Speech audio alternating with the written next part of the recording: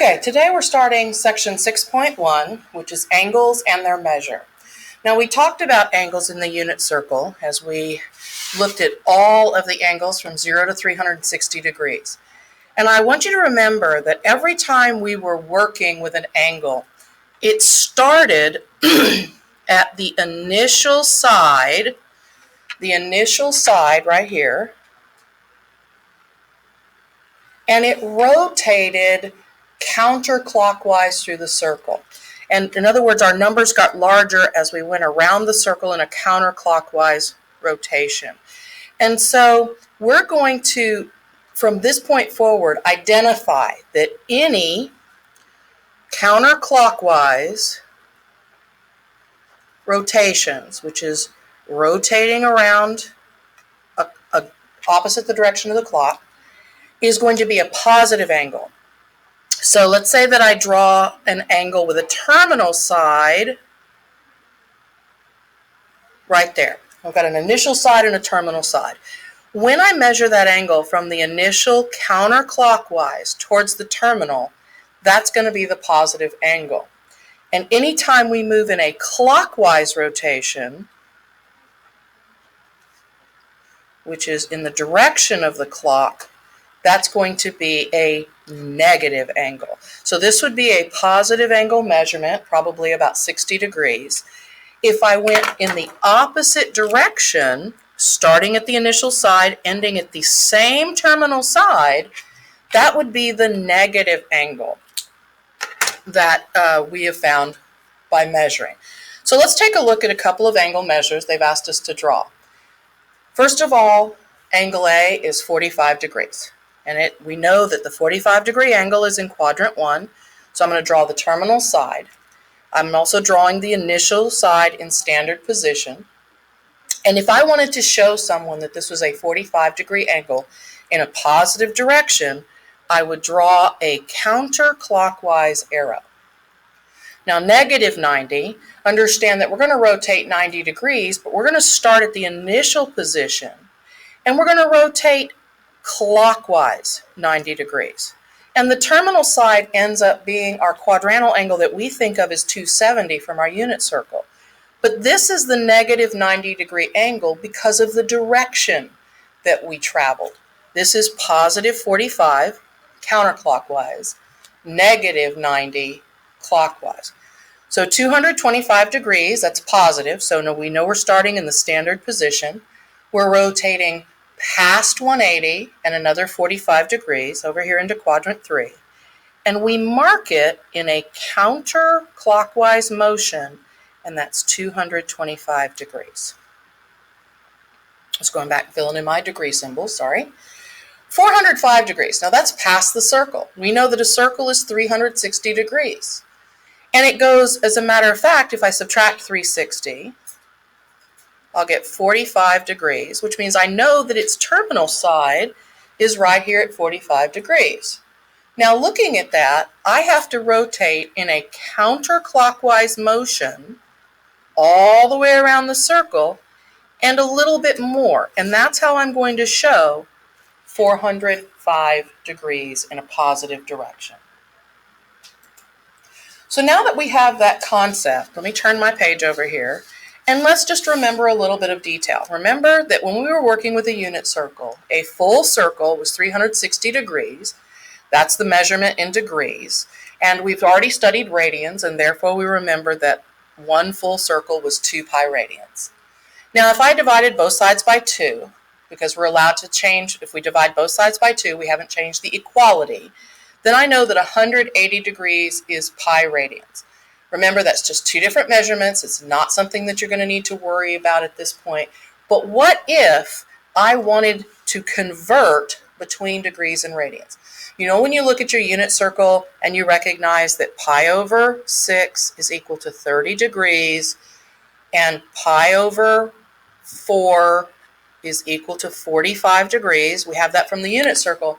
But what if I wanted to convert something that I didn't know from the unit circle? What if I had a degree measurement that I didn't know the radian measurement and I needed to convert it? We have to remember there are pi radians, that's 3.14 radians in every half circle.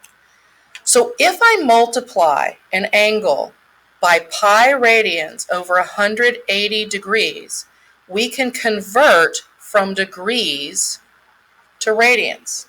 So in other words, if I started with 34 degrees, I could do 34 degrees times 34 degrees times pi over 180, and that would give me my answer. Now I'm going to mark that out because I don't want you to think that's part of the notes. That's just an example. But what if I started with radians? If I wanted to go from radians to degrees? Well, I would still multiply, but this time I'm going to multiply by 180 degrees over pi radians. So let me show you some examples of how that works. Here's 30 degrees. We already know the answer to this one. This is the reason I'm using that one. 30 degrees we know is going to be pi over 6. I even wrote it right there. We've had it on our unit circle. But let's do the math involved. Let's take 30 degrees. We're starting in degrees. We're converting to radians. So I'm going to multiply by pi radians over 180 degrees. Oh, look, the degrees cancel. I multiply together. If I'm multiplying, this is over 1. I can simplify. 30 goes into 30 one time. 30 goes into 180 6 times. And now I have pi, 1 times pi, over 1 times 6 radians. So it's pi over 6 radians, and we've proven the conversion. Once again, 120 degrees over 1, going from degrees to radians. So let's multiply by pi radians over 180 degrees. Let's do a little bit of simplifying. My degrees cancel, so I know my answer's in radians. 60 goes into 120 twice, into 180 3 times, and that leaves 2 pi over 3 radians. Let's skip negative 60 for a minute. We'll have time, we'll come back to that. But I want you to see 104 degrees. Let's take 104 degrees over 1 times pi radians, sorry, typo there, pi radians over 180 degrees. I cancel the degrees. And I have to think about this for a minute because 4 goes into both of these numbers. 4 will go into this number 26 times and into this number 45 times. And if you don't know your division properties, just practice those. That'll get easier as time goes on. But my answer is 26 pi over 45 radians. Notice I didn't use a calculator, and I got an exact answer in terms of pi. If we wanted to put this into our calculator, we would simply divide 26 pi by 45, and we could get a decimal in radians. And sometimes the answer is going to be asked for exactly, which would be this, or it's going to be asked for in decimal form. And when we divide that, we're going to get 1.82 radians. And now that's the approximate answer, whereas this is the exact answer. Now the work in the other direction is exactly the same, but we multiply by 180 degrees over pi radians. Let me show you why. If I've got pi over 3 radians and I'm multiplying it by 180 degrees over pi radians, now the radians cancel out. And if we're lucky, the pi's cancel out. Now that means that we can simplify. 3 goes into 3 one time, 3 goes into 180 60 times, and my answer is 60 degrees. That's what's left. Degrees have not been marked out. Radians were marked out, and so my answer is in degrees. Let's take negative pi over 2 radians. We're going to multiply that by 180 degrees over pi radians. The radians cancel. The pi's cancel. 2 goes into itself once and into 180 90 times. And we have negative 90 degrees. Now before my time runs out, I want to skip over here to 5 radians. It's 5 radians over 1 times 180 degrees over pi radians. The radians cancel. The pi cannot. So please notice, I'm not going to cancel that. I'm simply going to multiply 5 times 180, which is 900 over pi radians. Now that's the exact answer, and the approximate answer is 286.5 radians.